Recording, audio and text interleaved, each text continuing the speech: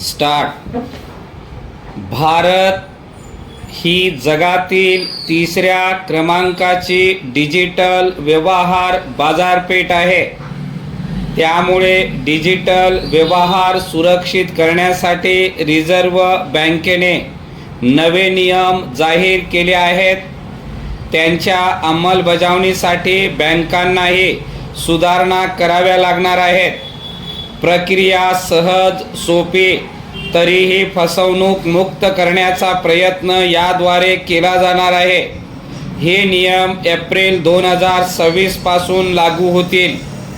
यात 2 सुरक्षितता पर्यायांद्वारे डिजिटल व्यवहारांना परवानगी देणे बंधनकारक असेल.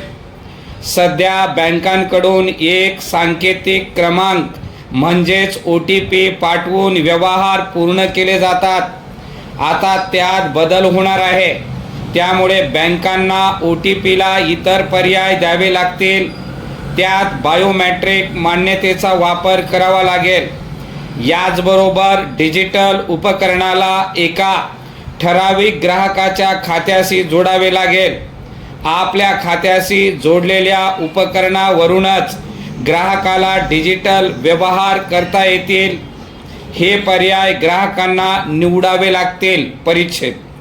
नवीन नियमानुसार 2 सुरक्षितता पर्यायाद्वारे व्यवहारांना परवानगी मिळाल्यानंतर व्यवहार पूर्ण होईल.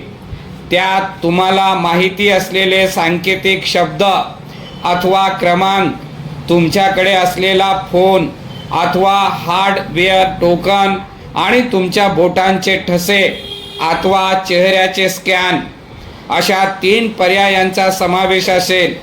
यातील 2 सुरक्षितता पर्यायांचा वापर करून व्यवहार पूर्ण करता येईल.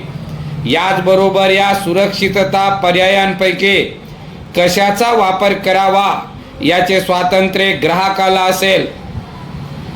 बँकांनाही हे सर्व सुरक्षितता पर्याय ग्राहकांना उपलब्ध करून द्यावे लागतील. परिच्छेद. बँकांना डिजिटल उपकरणाचे वर्तन, ठिकाण आणि व्यवहाराचा इतिहास आदी गोष्टीचे मूल्यमापन करून प्रत्येक डिजिटल व्यवहाराला मंजुरी देण्याची प्रक्रिया पार पाडावी लागणार आहे. एखाद्या ग्राहकाच्या खात्यातून अवेळी व्यवहार केला जात असल्यास बँकांच्या तातडीने निर्देशनास येईल. याचबरोबर नवीन उपकरणावरून व्यवहार होत असल्यास तेही लक्षात येईल. अशा प्रकारची गडबड दिसून आल्यास बँका या व्यवहारांना मंजुरी देणार नाहीत आणि सुरक्षिततेच्या आणखीन पायऱ्या त्या व्यवहाराला लागू राहतील. ग्राहकाच्या माहितीच्या आधारे त्या पायऱ्या असल्याने त्याला त्या पूर्ण करणे शक्य होईल. मात्र व्यवहार करणारा सायबर गुन्हेगार असल्यास त्याला या पायऱ्या पूर्ण न करता येऊन ग्राहकाची फसवणूक टळणार आहे. परिच्छेद. रिझर्व्ह बँकेने जाहीर केलेल्या या नवीन नियमांचा उद्देश डिजिटल व्यवहारातील फसवणूक रोखणे हाच आहे. भारतीय देयक परिसंस्था आता परिपक्वतेच्या दिशेने जात असल्याचे हे द्योतक आहे. डिजिटल व्यवहार पूर्ण करताना त्याची तपासणी होऊन सुरक्षितता जपली जाणार आहे. असे असले तरी ऑनलाईन फसवणूक करणारे गुन्हेगार सातत्याने त्यांच्या कार्यपद्धतीत बदल करतात. त्यामुळे या नवीन नियमामधील कमकुवत दुवे शोधून त्याद्वारे फसवणूक करण्याचे प्रकार घडू शकतात. मात्र डिजिटल व्यवहारांना मंजुरी देण्याची प्रक्रिया बहुस्तरीय होणार असून त्यातून ग्राहकांची सुरक्षितताच वाढणार आहे. परिच्छेद. बँकांना डिजिटल व्यवहाराच्या या नवीन नियमावलीची अंमलबजावणी करण्यासाठी अतिरिक्त खर्च लागणार आहे. अत्याधुनिक तंत्रज्ञानाचा स्वीकार करून यंत्रणेत बदल करावा लागेल. यंत्रणेत सुधारणा करताना डिजिटल व्यवहाराचा वेळ वाढू नये याची काळजी घ्यावी लागणार आहे.